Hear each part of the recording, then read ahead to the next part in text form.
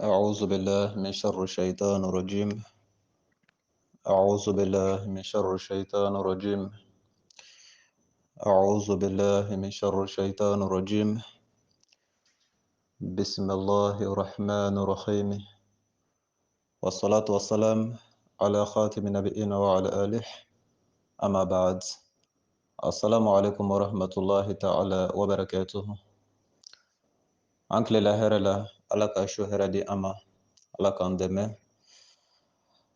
ألك أنفعسي ألك أنسطرة ألك أنلبلا ألك نجوكسي أنا. Alhamdulillah, an bɛ alamisa la mars kalo tile 24 san 2022. Bi ye alamisa ye mars kalo a tile 24 san 2022 inshallah. Le jeudi 24 mars 2022 a bɛ bɛn silamɛya san jate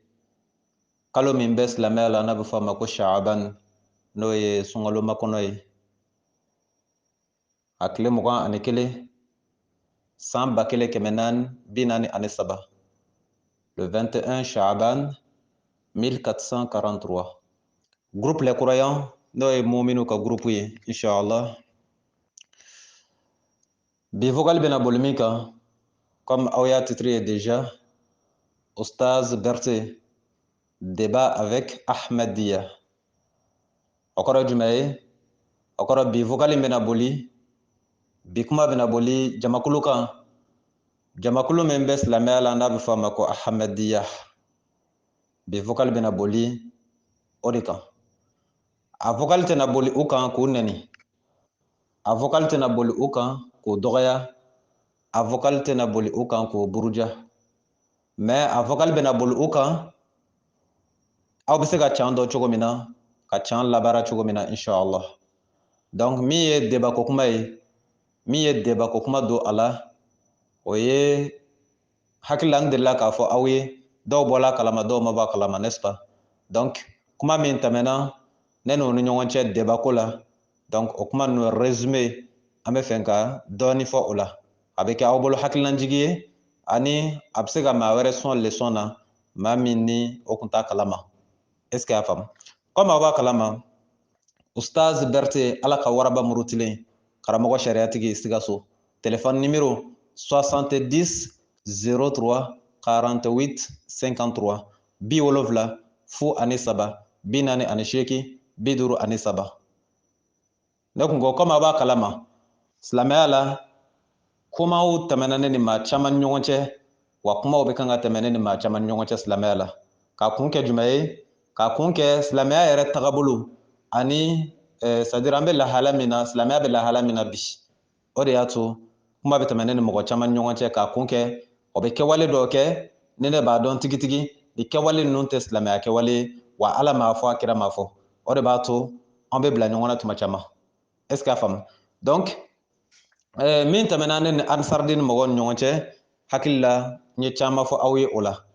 A y'a faamu wa? Sherif Usman Madani Hayidara, ale ka maaw, hakili la n ye caman fɔ aw ye o la, n'est-ce pas? Min fana tɛmɛna ne ni Senangolo diinɛ maaw ni ɲɔgɔn cɛ, n'o ye comment dirais-je, Cheikh Ibrahim Kalilu Kanute, ale ka maaw, min fana tɛmɛna aw ni ɲɔgɔn cɛ, hakili la n ye caman fɔ aw ye o la. Ensuite, il reste qui encore? Voilà. Donc n bɛ fɛ ka n da don fana min tɛmɛna ne ni Ahmadiyya mɔgɔw ni ɲɔgɔn cɛ, a bɛ se ka faamu cogo min na n badenw. A kɛ kun de ye aw bɛ se ka diinɛ can dɔn cogo min na. A y'a faamu wa? Parce que diinɛ in, comme n delila k'a fɔ a ye cogo min na, a hinɛ kan ka a kɛbaa minɛ, a kɛbaa ɲuman. Maa min bɛ yen n'i bɛ jɔrɔ ni diinɛ yɛrɛ ye, ni silamɛya ye, diinɛ in kɛcogoya bilama, a kan k'i hami, a kan k'i jɔrɔ. K'a kun kɛ mun ye? K'a kun kɛ tagabolo ani kuma caman caman diinɛ na, maa yɛrɛ t'a dɔn i bɛ min kɛ ka jumɛn to yen, n'est-ce pas? Donc comme an b'o kan kun na, o de la Oustaz Berté y'a cɛsiri pour qu'au moins i k'a dɔn jumɛn ye can ye. Est-ce que a faamu? La moindre des choses, i k'a dɔn diinɛ na jumɛn de ye can ye, i ka se k'o dɔn. Donc n'i y'o dɔn sisan, a kɛli n'a kɛbaliya o bɛ e de bolo. Mais min ye a can kɔni dɔnni ye, ne bɛ fɛ Ala ka ne kɛ o cɛba dɔ ye, n ka se k'a ka diinɛ can k'a garanti. ne kumana dɔrɔn a ka dɔn tigitigi nin de ye diinɛ tiɲɛ ye donc n'i y'a tiɲɛ dɔn ni e y'a kɛ o ye ka ko ye n'i yɛrɛ fana m'a kɛ o y'i ka ko ye mais le problème c'est quoi ou bien l'objectif c'est quoi est que a kana fɔ ko diinɛ tiɲɛ man dɔn o kɔni c'est le terme que je ne veux pas entendre k'a fɔ k'ala ka diinɛ tiɲɛ ma dɔn parce que ka kun kɛ kuma fɔbaw cayala o de man di ne kulo ye c'est ce que je ne veux pas entendre vraiment ka ne kɔni balolen to yen a man di ne ye a ka fɔ k'ala ka diinɛ tiɲɛ ma se ka dɔn a man di ne ye a ka fɔ ko convions filila k'u t'a dɔn u bɛ min kɛ ka min to yen o man di ne ye ne bɛ fɛ min ka fɔ a ka fɔ a tiɲɛna tiɲɛ kɔni dɔnna mais ni minnu y'a kɛ a banna ni minnu fana m'a kɛ a banna ne bɛ fɛ o de ka fɔ donc ka taa ɲɛ jɔ ala la lahara k'a ka fɔ ko ala ka diinɛ yɔrɔ dɔ tun bɛ yen ko min ma walawala vraiment o maloya bɛ ne na n t'a dɔn n'a bɛ kan ka faamu donc ne ka mentalité y'o de ye ne ka objectif y'o de ye a y'a faamu wa n'aw ye ne ni maa o maa ye ɲɔgɔn na don min na fɛn wɛrɛ tɛ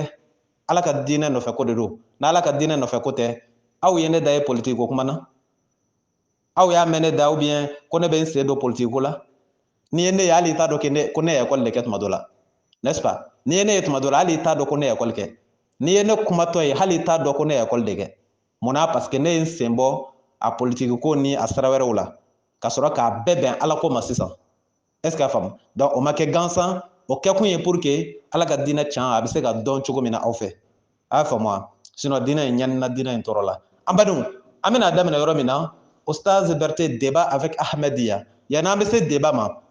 n delila k'a fɔ aw ye ko kuranɛ kɔnɔ diinɛ bolofara diinɛ tagabolo min bɛ yen an bɛ se k'a fɔ ten diinɛ tagabolo min bɛ yen ni ala b'o lakodɔn walima sira min bɛ silamɛya la ni ala b'o lakodɔn n'o ye muminiw de ka sira ye hakili la n delila k'o fɔ aw ye a y'a faamu wa kuranɛ kɔnɔ ala bɛ tagabolo min dɔn an ka fɔ tagabolo a bɛ se ka fɔ tagabolo quoi parce que n'i ko sabilu o ye tagabolo de ye déjà o ye sira ye a y'a faamu wa tagasira min bɛ yen ni ala b'o lakodɔn diinɛ na o danna tagasira kelen pe ma a bɛ kan ka faamu wa sira kelen min bɛ kuranɛ kɔnɔ ni ala ko sira de bɛ maa don alijana kɔnɔ walima o sira de bɛ maa kisi walima ale ala bɛ jɛn ni o sira de ye diinɛ na o ye sira kelen pe de ye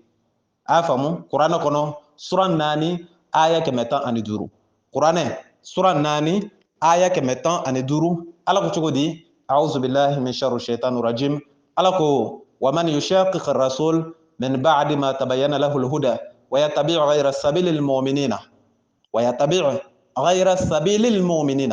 نوله ما تولى ونسله جهنم وساءت مصيره ala ko ni maa o maa cɛ o cɛ muso o muso n'i ye taga sira wɛrɛ minɛ silamɛya la min tɛ muminiw ka sira ye n'i ye sira wɛrɛ minɛ silamɛya la min tɛ limaniya parce que n'i y'a mɛn mumin de kɔrɔ ye bamanankan na ko limaniya jɔn a bɛ kan ka faamu wa mumin de kɔrɔ ye bamanankan na ko limaniya jɔn a tubabukanlama ye ko les croyants n'aw y'a mɛn groupe les croyants a tɔgɔ dala olu de la muminiw limaniya jɔn est ce que a faamu olu de bɛ wele arabukan na ko almu'minuna a y'a faamu wa ka sɔrɔ k'a fɔ u ma bamanankan na ko limaniya jɔn est ce que a faamu k'a fɔ u ma tubabukan na ko les croyants k'a fɔ u ma anglɛkan na the believers muminiw maa minnu limanɛ la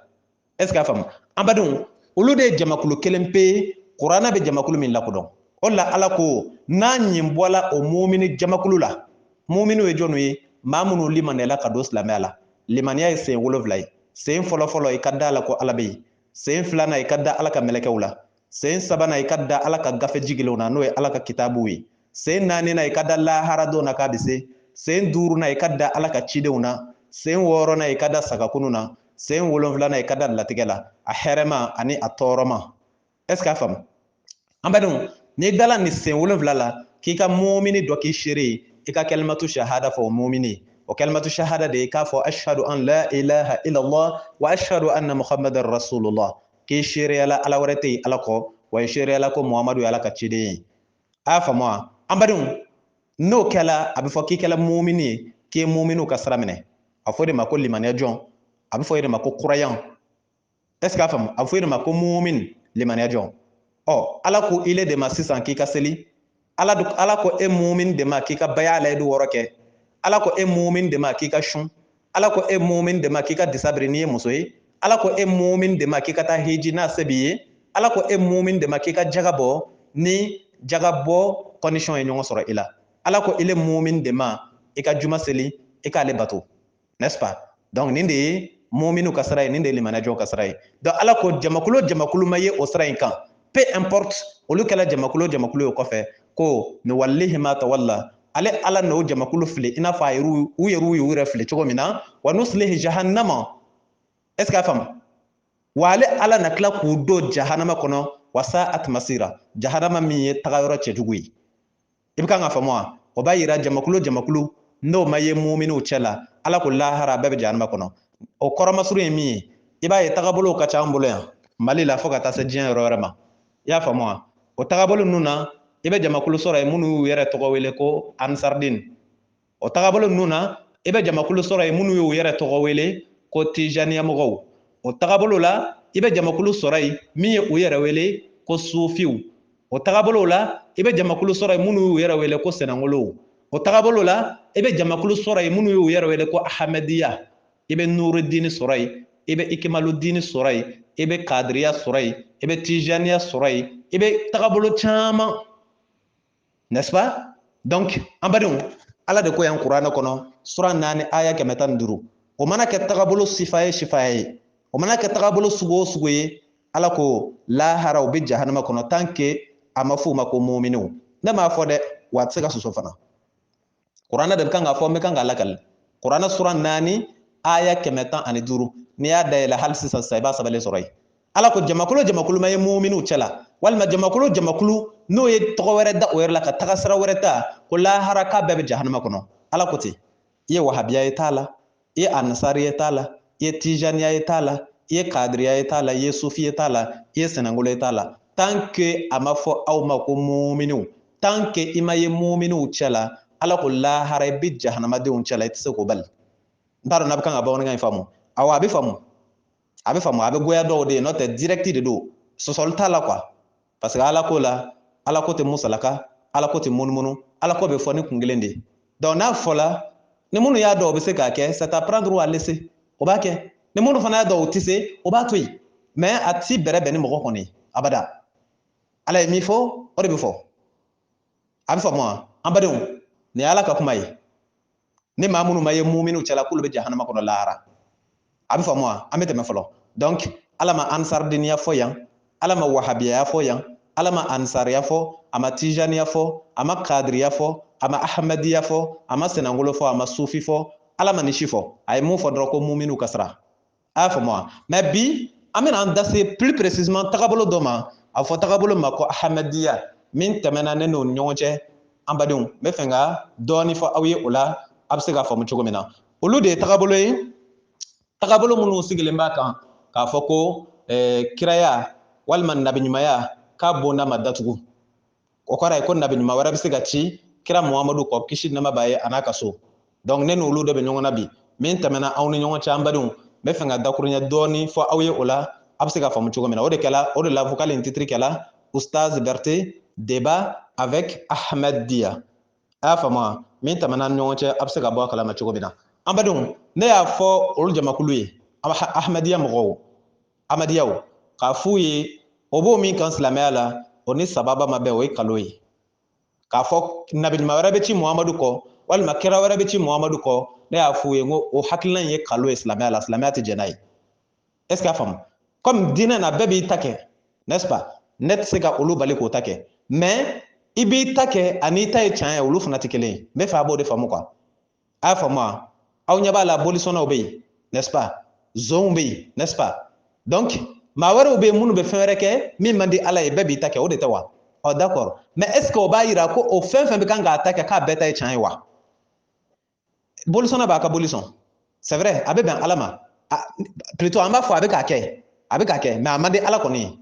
n'est ce pas mais ala y'a to yen a k'a kɛ mais est ce que o de b'a yira k'a bɛ kan ka min kɛ k'a ka di ala ye walima o de b'a yira k'a bɛ kan ka min kɛ ko a tɔgɔ di ala jɛn bɛ ni a ye wa donc a bɛ kan ka kɛ ten malgré ala ma jɛn n'a ye malgré a man di ala ye mais a kɔni bɛ k'a kɛ donc est ce que o b'a yira k'a bɛ kan ka min kɛ k'o de ka ɲi o t'o yira diinɛ na kɔni o t'o yira donc i bɛ kan k'i yɛrɛ sago kɛ ani i bɛ kan ka min kɛ o de ye tiɲɛ ye olu fana tɛ kelen ye quoi on peut faire ce qu'on veut mais c'est pas obligé que ce que l'on fait soit vrai e bɛ min kɛ min ka di i ye i b'o kɛ mais est ce que o de b'a yira ko i bɛ kan ka min kɛ k'o de ye tiɲɛ ye ça n'a rien à voir est ce que a faamu il kan ka min kɛ tuma dɔ la ani can bɛ se ka bɛn comme tuma dɔ la ani can tɛ bɛn donc olu fana ta ahmadiya min ka d'u ye o b'o kɛ n'est-ce pas bɛɛ b'i ta kɛ ala bɛ taa bɛɛ k'i ten o tɛ wa mais o de tɛ dalilu ye k'a yira k'u bɛ kan ka min kɛ k'o fana ye can ye kuma b'o de kan donc mun nana kɛ ne kumana o kan bi ko tɛ depuis 2017 ni ma fili an bɛ ɲɔgɔn na mais un peu avant 2020 parce que ne n'o ka débat ko kuma tɛmɛna ka kɔn ne ni Cherif Ousmane Madani Haidara ka débat ko kuma ɲɛ a y'a faamu mais ne ni Cherif Ousmane Madani Haidara an ka débat ko kuma wulila le mois de mai 2020 a y'a faamu mais o kɛla ka sɔrɔ ne ni Ahmadiyya mɔgɔw ta kuma kɛla donc mais hakili tɛ olu ka date la précisément mais Haidara ta date o bɛ se k'anw permettre an ka dɔn olu ta kɛla date min na parce que olu ta kɛla ka kɔn Haidara ta ɲɛ Haidara dun ta kɛla 2020 donc ce qui veut dire que olu ta kɛla avant ou bien au début de l'année 2020 n tɛ se ka date précisément fɔ la parce que n m'a date bila n kun na mais a kɔni kɛla hakili bɛ min na a kɔni kɛla ka kɔn Haidara ta ɲɛ mais Haidara ta kɛla mois de mai 2020 est ce que a faamu ne ni Tijani ka débat an badenw o kuma bɔlen Ahmadiyya mɔgɔw de ta kɛla ka kɔn olu ta ɲɛ mais Ahmadiyya mɔgɔw ta kɛla date min na précisément pour le moment o date tɛ ne kunkolo la n bɛ fɛ a b'o yɔrɔ de faamu quoi mais a kɔni kɛla ka kɔn Haidara ta ɲɛ Haidara ta kɛla mois de mai 2020 j'espère que c'est clair mun nana kɛ n nɔfɛ mɔgɔ dɔ o de kɛla intermédiaire ye ne ni Ahmadiyya mɔgɔw ni ɲɔgɔn cɛ mun kɛla o ka radio min bɛ Sikaso o ka base min bɛ Sikaso mɔgɔ minnu bɛ Sikaso olu bɛ se ka radio in fréquence dɔn 104.9 est ce que a faamu 104.9 o sigilen bɛ Sanubugu de la o y'o ka base ye an badenw ne nɔfɛ mɔgɔ min kɛla sababuya ne n'o donna ɲɔgɔn na olu de y'a kuma wuli o ni ɲɔgɔn cɛ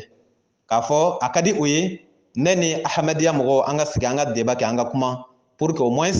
comme olu b'a kan ko ciden wɛrɛ bɛ se ka ci Muhamadu kɔ walima nabi ɲuman wɛrɛ bɛ se ka ci Muhamadu kɔ donc ne ko n ma diɲɛ ni o ye sabu kuranɛ m'o fɔ an ye kuranɛ ye min fɔ an ye c'est le contraire est ce que a faamu mais an bɛna se o yɔrɔ ma ala kumana yɔrɔ minnu na ani ciden labanko kuma na an bɛna taa se o yɔrɔ ma yan'an bɛ se yen mun tɛmɛna an bɛ kan k'o de ɲɛfɔ aw ye a bɛ bɔ kalama cogo min na donc o ye kuma in kɛ o ni ɲɔgɔn cɛ ne nɔfɛ mɔgɔ dɔ ani Ahmadiyya mɔgɔ dɔ donc o ye ne wele k'a ko ɲɛfɔ ne ye k'a fɔ a ka di u ye ne ka taa ne n'u ka débat kɛ an ka kuma can bɛ se ka dɔn cogo min na bon ne fura dama d'habitude ne tɛ ban o ko ɲɔgɔnnaw na parce que n'aw y'a ye ne bɛ kuma mɔgɔw kɔfɛ o ye mɔgɔw de tɛ sɔn ne n'u ka sigi an ka kuma de a bɛ kan ka faamu wa mɔgɔ minnu bɛ sɔn diinɛ na ne n'u ka sigi ka kuma tête à tête o man ca a ka dɔgɔ Cherif Ousmane Madani Haidara ta y'a exemple dɔ ye ne n'ale ta depuis 2020 n bɛ kan k'a laɲini kɛ ne n'a bɛ se ka sigi ka kuma fo bi an bɛ nɔ min na ne ma Haidara ye ɲɛkisɛ la jango an bɛ sigi ka kuma o ye preuve dɔ ye alors que ne taara n jɔ fo a ka so ka tila ka taa a ka foro la fo don ɲuman na an badenw ne ɲɛ ma da Haidara kan k'an ka sigi jango ka sigi ka kuma a ma kɛ a y'a faamu wa donc o ye preuve dɔ ye donc o b'a yira i la mɔgɔ caman de bɛ yen ne bɛ kuma o kɔfɛ k'a kun kɛ mun ye o tɛ sɔn ka occasion de di ne ma o tɛ sɔn ka opportunité di ne n'o ka sigi table ronde an ka sigi ka kuma tête à tête o de b'a to ne bɛ kuma o caman kɔfɛ sinon siranya tɛ kɔfɛ kuma tɛ parce que ne tɛ occasion sɔrɔ an bɛ sigi ka kuma mais n bɛna Ahmadiyya fana mɔgɔw ka exemple di aw ma a b'o faamu mun nana kɛ an badenw ne y'a ɲɛfɔ n ka mɔgɔw ye an ye juma seli min kɛ ne ko ma bon débat dɔ bɛ yen ne ni Ahmadiyya mɔgɔw ni ɲɔgɔn cɛ an bɛ bɔ juma seli kɛnɛ kan net an bɛ taa u ka radio min bɛ Sikaso 104.9 Sanubugu la n'an sela yen n'a ko wolola min na on va voir an badenw juma selila min kɛ ne ye n ka mɔgɔ dɔ fara n yɛrɛ kan an tagala a bɛ faamu wa an taara an sigi u ka base la u ka siège la yen juma jigilen donc mun tun bɛ ne kɔnɔ a tun bɛ ne kɔnɔ de o don tɔgɔ kama comme déjà o ka radio bɛ yen o ka siège in bɛ o ka radio o bɛɛ bɛ kuru kelen na yen a y'a faamu wa donc ne tun bolo de an bɛ taa yɛlɛ radio la direct a bɛ kan ka faamu wa ka taa yɛlɛ radio la direct ne n'u ka mɔgɔ kelen an bɛ débat daminɛ thème ye min ye dɔrɔn yala Muhamadu ye kira laban ye wa walima nabi ɲuman wɛrɛ bɛ Muhamadu kɔ thème kun y'o de ye yala kira wɛrɛ bɛ Muhamadu kɔ wa ou bien Muhamadu de ye kiraw laban ye walima nabi ɲumanw laban ye kisi nɛɛma b'a ye a n'a ka so an badenw o de kun ye thème ye mais mun kɛla an taalen se an y'a laɲini kɛ o fɛ comme déjà kuma in kun kɛla ka ban donc an y'an sigi bon o ye ne bisimila cour kɔnɔna na an sigila cour kɔnɔ anw sigilen don bon ne bolo olu bɛ kan ka ne bisimila fɔlɔ yanni an bɛ taa arajoso la parce que arajo in fana b'o cour kelen kɔnɔ yanni an bɛ yɛlɛ arajo la quoi mais o ma kɛ dɛ ja olu bɛ ka kɛnɛ min labɛn o ka gata kɔrɔ yen o ka cour kɔnɔna na yen o bɛ k'o de kɛ débat kɛyɔrɔ ye ne t'o kalama est ce que a bɛ kan ka faamu min bɛ ne kunkolo la o ye an bɛna yɛlɛ arajo la direct an taara se min kɛ n'o ye ne bisimila o ka cour kɔnɔ n'anw sigin bɛ yen ne bolo o yɔrɔ in ye o bɛ ka ne bisimila fɔlɔ yanni an bɛ yɛlɛ arajo la direct la est ce que a faamu Ustaz Berete mankan don ala ka waraba murutilen karamɔgɔ sariatigi Sikaso téléphone numéro 70 03 48 53 moi je m'exprime avec précision an badenw ni ne bɛ kuma parfois hali ne ma prévu di ne yɛrɛ kuma cogo o bɛ prévu bɔ parce que mɔgɔ min bɛ can fɔ ani mɔgɔ min bɛ kalon tigɛ olu nɛ tacogo tɛ kelen quoi n'i ye jateminɛ kɛ o kumakanw kɛcogo la i b'a dɔn min bɛ kuma ni kalon ye o kumakan bɛ galo tuma dɔ la de m'a fɔ mɔgɔ min kumakan ye bana ye dɛ n kan t'o ma est ce que a faamu mais can fɔtɔla ani kalon fɔtɔla la façon dont on réitère la vérité ça se différencie mɔgɔ min kan ka kalon tigɛ ani mɔgɔ min kan ka ko fɔ a ɲɛ kan yɛrɛ yɛrɛ n'i tulo jɔ a fɛ ka ɲɛ donc i b'a dɔn o de la parfois ne tɛ n yɛrɛ sɛgɛn ko n bɛ na ni prévu ou bien n b'a kɛ tan ne yɛrɛ kumakan dama o bɛ prévu bɔ mɔgɔ min bɛ ne dɔn est ce que a faamu parce que ne tɛ siran mɔgɔ ɲɛ ka kalon d'a tigi la ne bɛ siran ala de ɲɛ ka kalon da maa la a man ne ye nka hali miseli turunɔ kuma fɔ maa kan min tɛ a la o man ne ye ne bɛ siran ala ɲɛ o ma quoi est ce que a faamu donc mun nana kɛ an sigilen u ka cour kɔnɔ ne bɛ jateminɛ na hali bi ne bolo n'an tilala an bɛna yɛlɛ arajo la o nana kuma ta ko awɔ ko débat ko kuma min kun fɔla donc an sigin bɛ débat kɛnɛ kan k'an ka débat kɛ ne ko mais n ko ne m'a faamu dɛ anw bɛna débat kɛ kɛnɛ kan cogo di ne kun bolo aw ka arajo bɛ yan anw bɛ yɛlɛ arajo de la direct maa kelen aw ka côté la maa kelen ne donc n'o kɛla mɔgɔ minnu bɛ kan ka arajo capter olu bɛ na suivre de façon directe instantanément donc n'olu y'a suivre n'an tilala débat la ce sont les auditeurs qui seront maintenant les juges olu de bɛna kiiti parce que n'an tilala débat la an bɛna arajo dayɛlɛ ka antenne bila c'est à dire en direct an bɛ téléphone bila en direct donc minnu y'an lamɛn olu de bɛ wele kɛ entre temps an bɛ kan k'an bɛɛ enregistrer n'o kɛla n ko débat in a tun bɛ kɛ direct ye mais a tun tɛ kɛ ko an bɛ kuma kɔfɛ ko ka sɔrɔ ka n'a bila arajo la donc ne y'o fɔ u ye ko non ko o tɛ olu hakilina ye arajo kɔni bɛ yen mais olu tɛ sɔn ka yɛlɛ ne ye direct la arajo la an badenw nin kɛla seerew ɲɛna n tɛna n yɛrɛ bila kuma caman na est ce que a bɛ kan ka faamu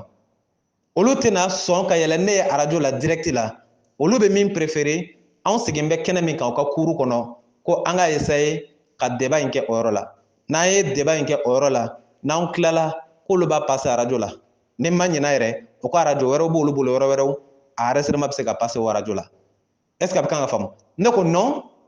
min ye cɛya ye ani nɔgɔ tɛ min na ani min ni sɔsɔli foyi t'a la aw ahmadiya mɔgɔw aw ka arajo bɛ yen a bila n bɛ ala de kama n'est ce pas a bila n bɛ ala ka diinɛ de kama n'est ce pas donc n'o de don a y'a permettre ne ye dɔrɔn an ka yɛlɛ antenne na ba in an bɛ kuma in kɛ direct aw ka maa kelen aw dan bɛ maa min na a b'o yɛlɛ ni micro ye a b'o yɛlɛ micro la ne n'o bɛ ɲɔgɔn tigɛ ta n'o wolola min na o tɛ kɛ ko dogolen ye bilen mais ni aw ma sɔn o ma k'anw bɛ kɛnɛ min kan an ka débat in dogodogoni kɛ ten kɔfɛ aw de b'a jateminɛ n'a kan ka passer arajo la aw bɛ sɔrɔ k'a passer n'a man ka passer a tɛ passer mais n ko o fana jɛlen tɛ dɛ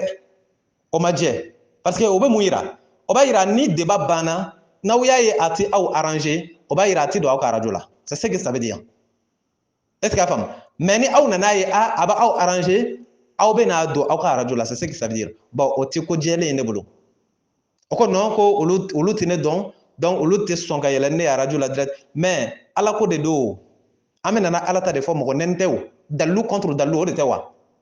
ou bien ils ont peur de m'affronter en direct peut-être c'est ça o siranna de comme o yɛrɛ y'a fɔ o siranna de kana affronter direct sur l'antenne est ce que a faamu donc olu kana n'i ma ɲɛ i bɛna bɔ ka ben i ka bɔ ka ben i yɛrɛ ka sɔrɔ i yɛrɛ b'a kalama mais i kana na bɔ ka ben i yɛrɛ ɲinɛ ma donc olu tɛ ne suguya dɔn ne y'olu ta direct la arajo la ni ne sera olu la direct la donc a kuma in tɛ se ka datugu bilen quoi o b'a sɔrɔ c'est déjà diffusé mɔgɔw bɔla kalama ka ban donc a tɛ se ka dogo parce que direct de don n'i ko n go dɔrɔn o y'a sɔrɔ a tagala ka ban est ce que a faamu donc an badenw o ma sɔn radio ta la direct bon vu que o ma sɔn radio ta la direct ne fana k'o ma n ko tiɲɛ ne yɛrɛ la ne fana tɛ se ka sɔn aw ka ne kumakan ta ko kɔfɛ k'aw b'o bila radio la là où nous sommes aujourd'hui là où nous sommes avec les médias fɛn caman bɛ yen fɛn caman bɛ se ka kɛ ne tɛna sɔn aw ka ne kumakan ta k'aw bɛna ne kumakan de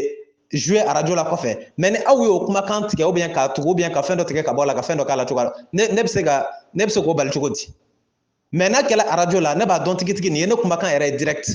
donc an b'a kɛ radio la bɛɛ b'a lamɛn mais n'aw ma sɔn o ma ko aw bɛ ne kumakan de ta donc kɔfɛ n'aw b'a passer radio la a b'o dɔn n'a t'a passer radio la non n ko ne tɛ don o la moi je ne rentre pas dans ça radio b'aw bolo si si vraiment il y a la confiance vous avez confiance en votre savoir alors affrontez-moi en direct n'aw da b'a ka dɔnni na n'aw dala la k'a bɛ kan ka min fɔ affrontez-moi en direct an bɛ ɲɔgɔn ta radio la direct mais an badenw kumana surunya kama o ma sɔn an kuman'u fɛ ka dɛsɛ o ma sɔn bon ne fana ko ne tɛ sɔn radio ta la direct ne fana ne tɛna sɔn ne kuma kan ka enregistrer kɔfɛ ka bila radio la donc an ye débat jɔ o cogoya la débat yɛrɛ tɛ yɛrɛ an ye kuma jɔ ten est ce que a bɛ kan ka faamu mais débat kɛla o débat ma kɛ o ne bɛ fɛ ka min fɔ aw ye ahmadiyya mana kɛ yɔrɔ o yɔrɔ mali don o yɔrɔ wɛrɛ don o ma n kan tɛ o ka kuma wɛrɛ ma fɔlɔ mais min ye ko o ka kira laban muhamadu ka kɛ kira laban ye k'olu ma jɛn ni o ye walima k'a fɔ kira wɛrɛ bɛ ci muhamadu kɔ olu ma jɛn ni o ye an badenw ala kumana a kan yɔrɔ dɔ la kuranɛ kɔnɔ n bɛ fɛ k'o yɔrɔ kalan aw k'o lamɛn n'aw y'o lamɛn ahmadiyya mɔgɔw tɛ bele o aw de don sisan parce que n'aw ye can dɔn ahmadiyya mɔgɔw tɛna aw diyagoya k'olu bɛ min fɔ k'aw ka da o la déjà n'aw ye can dɔn comme o ma sɔn an ka ɲɔgɔn tigɛ ta radio la direct o siranna ɲɛ de i b'a sɔrɔ o jo do fana parce que n'i ye mɔgɔ ye cogo dɔ la a dɔ la i ka siran ɲɛ o b'i sutura ka tɛmɛ i ka affronter kan ɲɛ tɛ doni ta o mais ɲɛ bɛ fɛn giriman dɔn est ce que a faamu an badenw ɲɛ tɛ doni ta mais fɛn min ka girin ni ɲɛ y'a ye a b'a dɔn tigitigi nin ka girin n'est ce pas an bɛ tɛmɛ donc an bɛna taa kuranɛ kɔnɔ sisan ala ye min fɔ o ko la k'o can fɔ aw ye olu sɔnna débat la o olu ma sɔn débat la o maintenant c'est l'essentiel on va voir l'objectif a y'a faamu wa an badenw an bɛ taa kuranɛ kɔnɔ thème ye jumɛn ye ni kira wɛrɛ bɛ ci muhamadu kɔ ni kira wɛrɛ tɛ ci muhamadu kɔ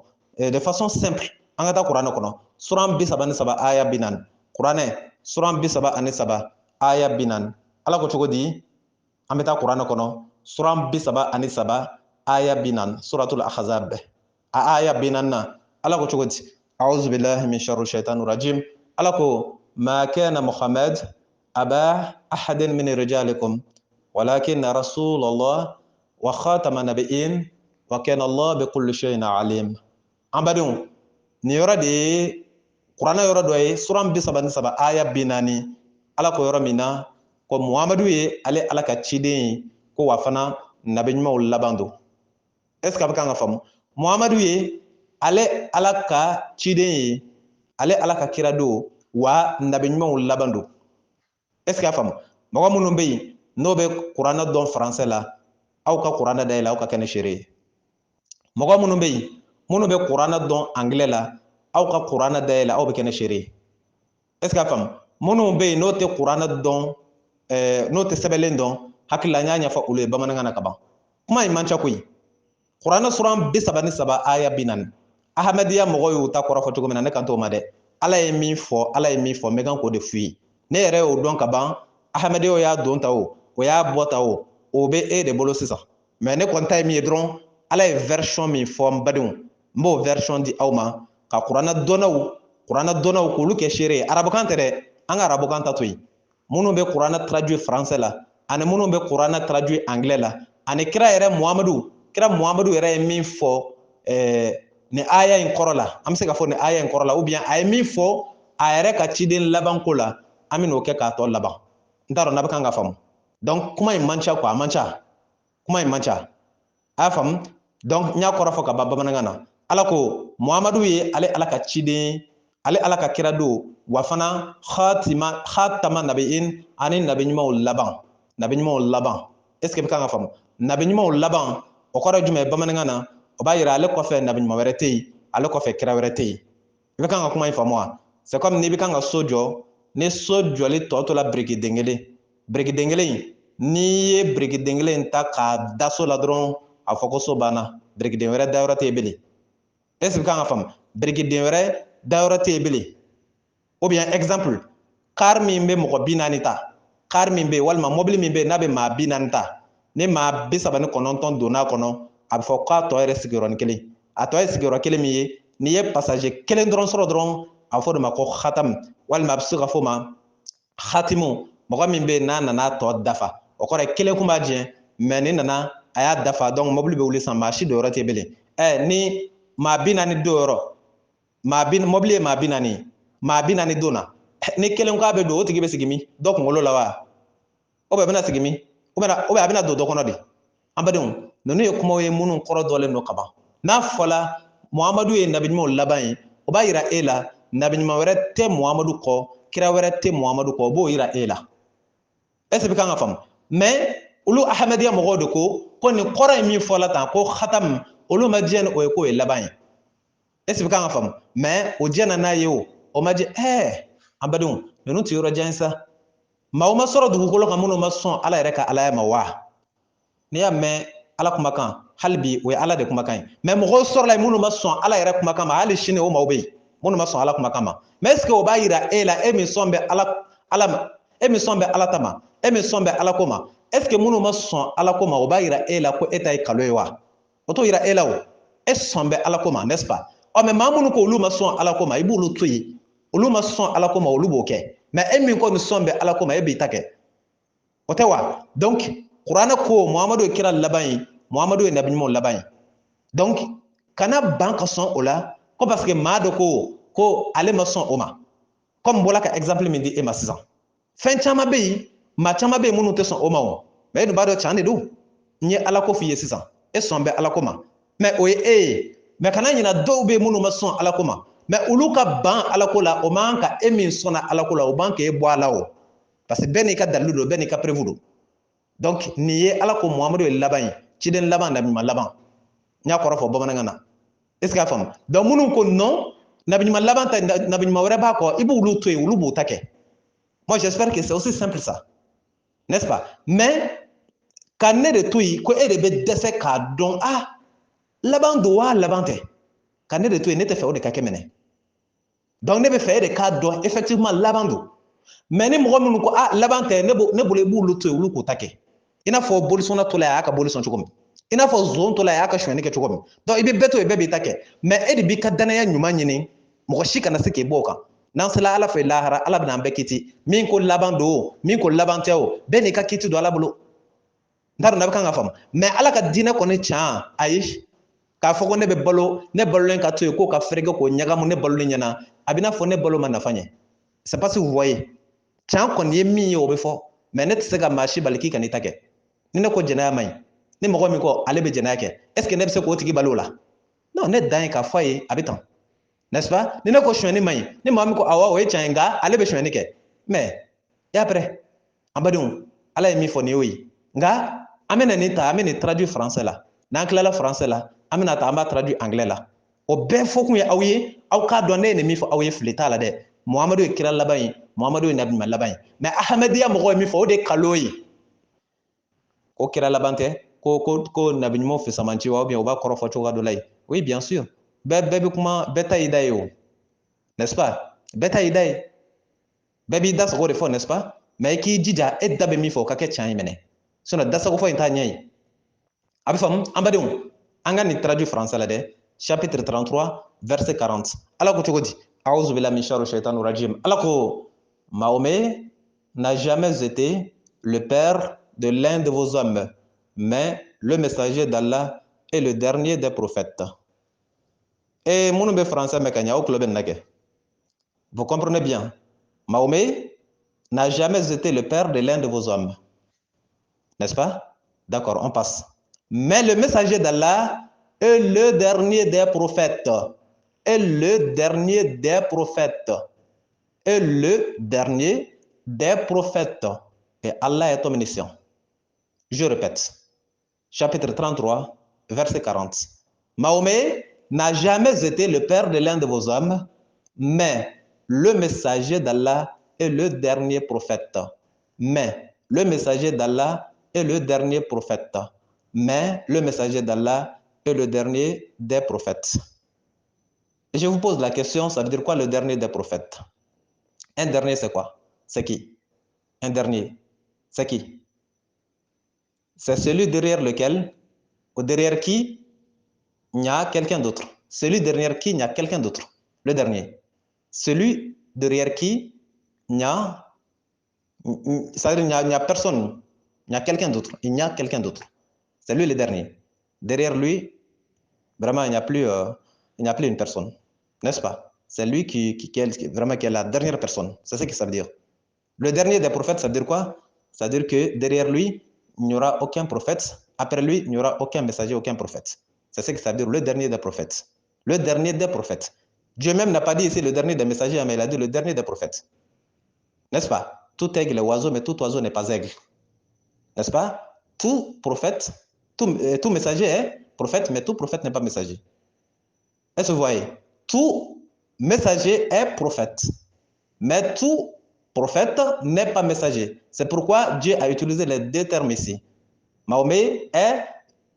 il est le messager d'Allah et le dernier des prophètes. Si Allah avait voulu, il pouvait dire Mahomet est le messager d'Allah et le dernier des messagers. Ou bien il pouvait dire Mahomet est le prophète d'Allah et le dernier des prophètes. Ou bien il pouvait dire Mahomet est le prophète d'Allah et le dernier des messagers. Mais il a dit Mahomet est le messager d'Allah et le dernier des prophètes. Je vous dis que tout aigle est oiseau, mais tout oiseau n'est pas aigle. Est-ce que vous voyez? Tout messager est prophète, mais tout prophète n'est pas messager. Bamanangana, abina foniko, sege be konoy, mais kono beti sege. Sege, obey konoy. Sege be konoy. N'est-ce pas? Mais est-ce que kono be sege? Kono beti sege. N'est-ce pas? Sege be konoy, mais kono beti sege. Alors que Muhammadu yi, ale ala ka ciden doy, ane nabi ɲumanw laban. Nabi ɲumanw laban, n'a kun ye ala ja, a kun b'a fɔ kiraw laban. Est-ce qu'il y a faamu? Mais ala ko nabi ɲumanw laban. O de b'a yira i la n badenw. N t'a dɔn ne bɛ nin kɔrɔ fɔ aw ye a b'a faamu cogo min na quoi. N'a fɔla nabi ɲumanw laban, o b'a yira i la kira ko kuma tɛ se ka fɔ yen. Hein? Si l'on dit le dernier des prophètes, on ne peut plus parler de messager. On ne peut plus parler de messager parce que ça n'a même pas de sens. Si l'on dit le dernier des prophètes seulement, c'est fini.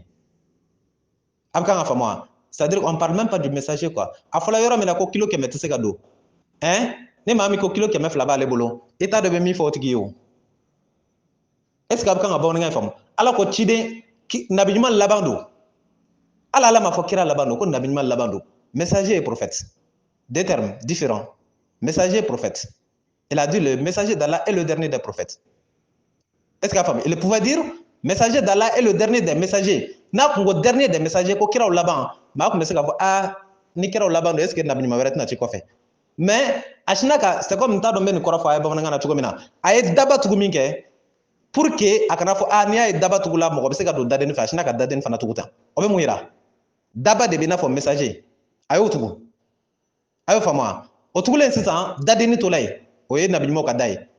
Et mɔgɔ kana fɔ ah nabi ɲuman wɛrɛ bɛ na a sina k'o dadenni fana tugu ten. O la fɔla ko le dernier des prophètes. N'a fɔla dernier des prophètes, o b'a yira dadenni tugula daba kɔni kuma tɛ bilen. Daba kɔni maa ti dɔ ye kuma tɛ dadenni ma. N'est-ce pas? Daba tugula dadenni tugula c'est fini maa ti dɔ bilen.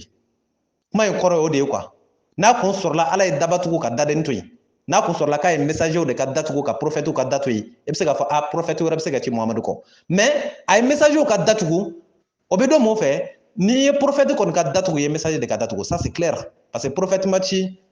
yɔrɔ min na i tɛna message ko kuma fɔ o yɔrɔ la yen. Est-ce que vous voyez? Dans le dernier des prophètes, c'est ce que ça veut dire. Il faut le comprendre. Après lui, il n'y a plus un prophète.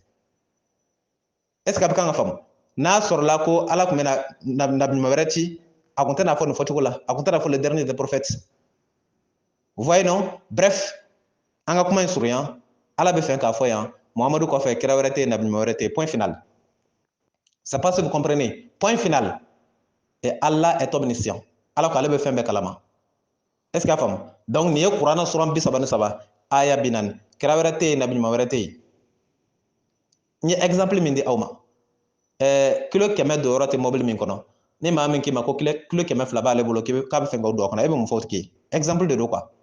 Ɔ nabi ɲuman ma ci yɔrɔ min na bilen ni maa min ko kiraya ka girin nabi ɲumanya ye o n bɛ fɛ i b'o de faamu quoi. kira ya inda ka green nabi nyuma yayi ni be fenga exemple tawla nabi nyuma be na fo 50% exemple kira be na fo 100% de messager ya fama nabi nyuma amiso ko ke 50% e ba fo mu chugo mina kira il so ko ke 100% messager et prophète. Si l'on donne 100% au messager, on donne 50% au prophète. Exemple. N'est-ce pas? Donc, prophète, allez remettre yoro mina ebna kirati chugoti. C'est pas ni bikanga famo. Armée là, général, ani lieutenant ou bien fendo comme n'eta nye donc ay. Abikanga famo, mais anga na do kono pour que akana que ce soit pas trop aberrant quoi. Aya famo chugo mina odron do. Kilo keme fla, a kilo keme do yoro to yoro mina kilo keme fla tise gadoyi. Bon, abana kwa kuma bana yi. Donc nabi nyuma machi yoro mina kira chili ko kuma kono ibo bla pepeo. Est-ce que abikanga famo? Nabi nyuma o yere de chika diga teme kira kan. Exemple. Nabi nyuma be na fo mission denitigi am sega anga na tayoro jam quoi. Anga na tayoro jam me ka fo e ba fo mu chugo mina. Mission denitigi anga keta mission denitigi ala ka mission te mission denide. Mais ni ya taka dakira o takor me ka ko exemple de dima. Abina fo mission denitigi par exemple. Na ala ko mission denitigi te chi. Ne ko ya mission batigi do. Mission batigi obina jume kebele. Mission denitigi era machi yoro mina mission batigi be sega chi chugo. Exemple de do ka e ba fo mu chugo mina. Est-ce que vous avez donc oba yire la pitini era machi kuma te bele le bama. Pitini tana chi kuma te bele le bama. Ori khatama nabiyin nabi mo laban. Ni a France alama le dernier des prophètes. Ambadon anga boy anga na la traduction en anglais. Ne be pour que kaira aula au ka don meme kanga folle ke sede do. Ala ko tugo di ala ko Muhammad has never been the father of any of your men, but the messenger of God and the last prophet, or the sale of the prophets. And Allah has knowledge of everything. Nia anglais kan lamay direct traduction. Est-ce que femme Muhammad has never been the father of any of your men. Au traduction en motoi. Amako mina, but the messenger of God, mais le messager d'Allah and the last prophets et le dernier des prophètes. Or the sale of the prophets. Nafla the sale of the prophets. Okora de na fo ambadion ni klala barala ni klala ni na a tobi ni bara inje de sale me kana de sale le korofie anglais kana traduit la choko mina kayire la c'est très important. Est-ce que femme anglais quand traduction de là on dit the last prophet, c'est-à-dire le dernier prophète, ou bien the sale of the prophets, c'est-à-dire le juin okora du me bomana e klala barala na fo ne exemple mindima ina na kla ya a tobi ka baraje bon ibo toni min dafa de ibo toni min dafa ou bien ibi ka sojo ina na a break dengelen bi ka sojen ibo break dengelen min do ke ka so compléter ka cacheter ka bara ban pepeu point final kira wele la de la point final the sale ka fin ban pepeu quoi. And Allah has knowledge of everything. Allah be fin bedon il est omniscient. Est-ce que vous comprenez? Donc nega kuma be min no fe andron the last prophet, le dernier prophète, or the sale of the prophets. Est-ce que vous comprenez? C'est comme le complément des prophètes. Exemple. Allez debina kira laban, kira dafa, allez debina nabi mon dafa, allez qu'on fait kira arrêté nabi arrêté le dernier des prophètes. Chapitre 33 verset 40. Est-ce que femme? Donc en badon, nin ko fait nawya me oda ahmadiya mo oda e kira laban adonata bolata aya do abekalo. Abkanga famo abekalo. Allah te kuma ka reso. Ni Qur'an lage sura 9 aya bishigni fla. Allah ko tugo di Allah ko a'udhu billahi min sharri shaitanir rajim afala يتدبرون القرآن ولو كان من عند غير الله لوجدوا فيه اختلافا كثيرا ala ko ni qur'ana kun bola yoro were minti ale ala feyi ko fonko nyonga chama kuna ye qur'ana kono donc ce qui fait fonko nyonga te qur'ana kono ala te kuma ka yara soso na ala ko yan muhammadu e kira laban muhammadu e nabi laban yi ambadon ala tina fo qur'ana yoro shi itna aya shi bele ko min be na kira yoro di ma were ma wal man nabi ma were di ma were ma muhammadu ko fe te se ka kemene no kela o de ba yira na fo ala kuma na ka yara soso abka nga fo mo ala ta yara soso mais neti ma bali kan yara sako kede na ka do ku yara sako ke mais ka fo ko be chankon kan ko ne kaloyi mbo fana fo wa tsika soso fana olla o sarana o mason ka affronter direct a radio la aba kalama asni be mo do to la ka ko ke dogo ni o ka se ka da pambara ni ada pambara abi ko da fiena Cherif Ousmane Madana Haidara ale a préféré na den tijan kasigal ni tijan bugala o be ko ale fait mais ale redon au kanga famo vous devez comprendre na ya ye o be nega débat négligé ka senda kan c'est pas pour rien nene o tikata mayuma Vous devez savoir. Nous, tiga tala mayu mau. Donc, bah, essayer qu'à code sur le salaire câble été. Il n'a faut y marquer. Au Dagadoula. Ambadou, ni kuma bandi. Mais kira yere mu fo aka kira labanko la. Mbola ka aya mi fo san chapitre 4 verset 82. Qur'an sura nani aya bishegni fla. Ibse ka consulter fana. Afa moi. Yoro mina ala ko alete kuma ka yere soso. Nyongo soso te Qur'an kono. O yoro de chapitre 4 verset 82. Qur'an sura nani aya bishegi anifla. Qur'an sura nani aya bishegi anifla. Ambadou ala ko Muhammadu e kira laban nabi mo labando. Itina ye Qur'an fan shibele kibe dalu soro kono mi ba yira ko kira wera beti Muhammadu ko no kela chaye abina fa ala ene mi fo e kaloy. Donc je termine avec clay kira ko kishi nama baye hadisatan no manne ko sabe afa moi parce que Qur'an dalu ka green hadisatay o lanne Qur'an dalu diga ban hadisata be na fo nta do ma fo to mina c'est-à-dire c'est pas aussi important pour moi parfois hein ne Qur'an dalu kon diga badron hadisata c'est pas aussi important pour moi parce que ne ba ye abina fo mi kanga jiki de quoi ya fama mais me jigi doni kira ko tugo di comme ale de be Qur'an do katama be kan me na ale ka kuma kan kelendi aw makayira wala ne mi fo awye ne mafli chane do kira ko di kira ko kishi na mabaya naka so la yabqa min ba'di min an-nubuwa ila al-mubashirat o kuma bani la yabqa min ba'di min an-nubuwa ila al-mubashirat kuma banai o hadisa de kira ko tugodi ale Muhammadu ko fe ko nabi maya bana la yabqa atote bele nabi maya te bele ma shi tige nabi maya ale Muhammadu ko fe ala ti ma shi ci bele o yo bande mene kira te nabi maya te point final atonu ko jumedo ala ko kira ko atou illa al mubashirat ko ala bina shuko da madola nene ko mbena doni kono dron anga temu imbena abina sarabla mais mina mbena essayer ka fa ba fam tuko mina comme ça fait partie du thème. Afama, ale Muhammadu kofe, nabi nyumaya bana, ale Muhammadu kofe, kiraya bana, la yabqa min ba'di min an-nubuwa. Ila al-mubashirat. Kofona nyebola, anyiningale ko mubashirat ko ko radima ruya salihah. Ambarun, Muhammadu ko ale kofe kiraya bana nabi nyumaya bana. Comme ka toy al-mubashirat. Kiraya nyiningale al-mubashirat ko radima la nyagar mo shukola. La nyagar kumaw shukola o kore maunana mawbina na ale Muhammadu kofe kiraw tede nabi maw tede o ma nyuma lama de do est ce que kan fam afulma ko ma nyumaw e salihuna olu de bina shuko ke tuma dola betede abike ma kelen ngelo de la ambadon meni fo awye konna je kama o ka famu are ka se kan do ganya quoi afama par exemple ta oustaz Bertikan toute charité bien ordonnée commence par soi. Netina ma wreta ne exemple, ne be nyereta ne exemple parce que akela ne rela. Mo exemple di awma. Kuma de bena ni ay note. Olu ne kemande kulu foti. Afa mo mais kuma de bena nay. Ne kuma fana na nay jago ya befo. Sona ne achigila ne rakuna sisansa ne sona ne masigina yete mu naire. Mais nana minke abifodi. Afa mo fiye ka kira yere ka kuma yiye abifinga mi fo quoi. Akon nabi ma ya bana kira ya bana ale kofe. Mais atoy juma el mubashirat. O shukodi. Ibis nogo kaye shuko duma cikan duma bena fiye kabo ala yoro afod mako el mubashirat la nyagar rukmaw est ce que fam o la nyagar rukmaw ko ala bena o shuko da maudela ni kira kumbe ci o kumbe ci ka kekira anga fo nabima wal makira ni nabima kumbe ci wal makira kumbe ci ambadun ala kuna uluti ko ken nabima yi mais vu que nabima wera te ci belale Muhammadu ko ala bena to ga shuko de da ula o e manyuma shuko yi mogo munu be ni don ni akela ola netere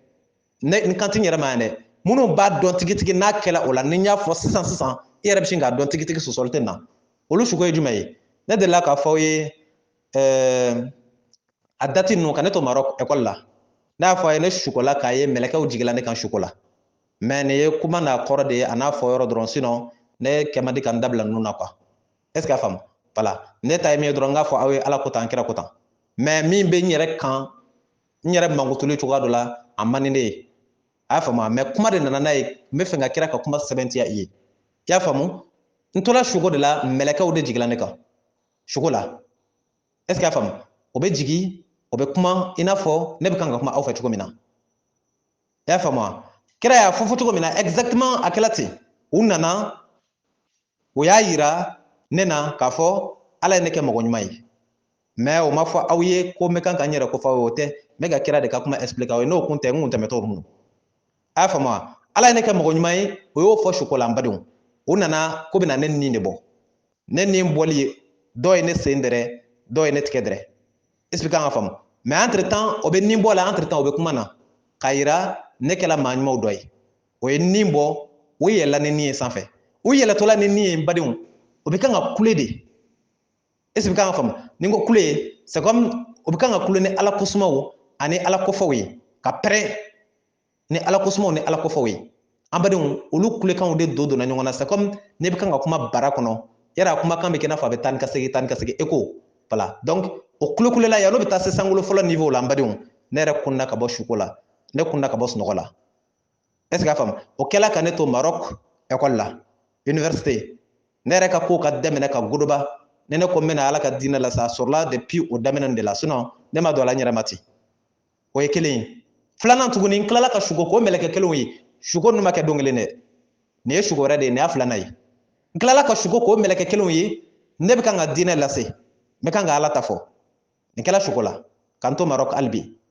amadenw ala ka diinɛ nana lase ne fɛ mais n y'a ye adamadenw sɔrɔla minnu banna est-ce que a faamu ala ta fɔla o ye tiɲɛ ye mais o tilala ka ban mun nana kɛ ne ye mɛlɛkɛw ye o bɔla o bɛ c'est à dire o jiginna mais o jigila ne kɛlɛ de bolo ye kɛlɛ i bɛ kɛlɛ dɔn a i n'a fɔ jihad bɛ kɛ cogo min adamadenw o adamaden kun bɛ yen maa la ko ne ye min fɔ a ye ala ko la k'a banna ne ye mɛlɛkɛ ye o bɛ kan k'u halaki est-ce que a faamu o bɛ kan k'u halaki i n'a fɔ i bɛ bamuru kɛ ka mɔgɔw cɛ tigɛ ka mɔgɔw kun ci cogo min na o bɛ kan ka kɛ ten u nana to ka se ne ma u y'u kanto la takhaf wala tahzan hali suko fɔlɔ fana na o terme in fɔla ne ye n kun ɲinɛ b'a kɔ la takhaf wala tahzan suko fɔlɔ fana na n bɔla ka min lakale aw ye k'a fɔ o tun bɛ ka ne ni bɔ tuma min na o y'o terme fana fɔ ne o la n kun ɲinɛ b'o kɔ maintenant filanan in fana na an badenw o jigila ni halaki ye maa minnu banna ne ye ala ta f'u ye n'o banna an badenw ne y'u ye o halaki la ne tɛ ka nin fɔ aw ye ni min dala la o tigi ka ko don ni min yɛrɛ ma da la o tigi ka ko don ne ma o diyagoya ka da la est-ce que a faamu mais n bɛ kan k'a fɔ ka kira de ka kuma sɛbɛntiya toujours je le précise sinon mɔgɔ bɛ mɔgɔ la o ka nin mɛn ne da a bɛ sɔn ka kɛ siɲɛ fɔlɔ ye est-ce que a faamu parce que ne tɛ nin ta ka nin ɲu ka nin kɛ publicité ye quoi o tɛ ne yɛrɛ kumacogo dɔrɔn o bɛ ne bɔ publicité ye ne bɛ jɔyɔrɔ min na diinɛ na o bɛ ne bɔ publicité ye ne ko ala ko tan kira ko tan n'a ma se ka sɔsɔ o bɛ ne bɔ publicité ye ani ka maaw tigɛ ta maa minnu ni mɔgɔw ko sɔnna o ye ko karisa tɛ se ka sɔsɔ ou bien débat tɛ se ka kɛ karisa fɛ ni ne y'o tigɛ ta an badenw olu bɛ ne bɔ publicité ye o bɛ ne disi gosi kun bɔ quoi mais ne bɛ ninnu fɔ aw ye ka kira ka kumakan k'o de sɛbɛntiya aw ye k'a yira kira ye min fɔ sɔsɔbali don tiɲɛ yɛrɛ yɛrɛ don a y'a faamu wa donc mɛlɛkɛ ko ne ma la takhaf wala tahzan kana siran kana jɔrɛ mais nin ma kɛ ko ne ɲɛnama de nin kɛla kan to sunɔgɔ la suko toujours wa kira y'o de fɔ fana suko a fɔ ne ma ko el mubashirat ninnu de ye laɲagarala suko ye nin dɔ mana kɛ i la n'i wulila ni dugu jɛra n'i wulila walima n'i wulila ka bɔ sunɔgɔ la c'est pas obligé que k'a ka kɛ sufɛ a bɛ se ka kɛ wagati bɛɛ est-ce que a faamu donc an badenw n'i wulila nin na i yɛrɛ b'a dɔn tigitigi i ni farifoni de bɛ wuli i ni nisɔndiya de bɛ wuli ka kun kɛ fɛn min yirali la i b'a dɔn nin tɛ nkalon ye est-ce que a faamu parce que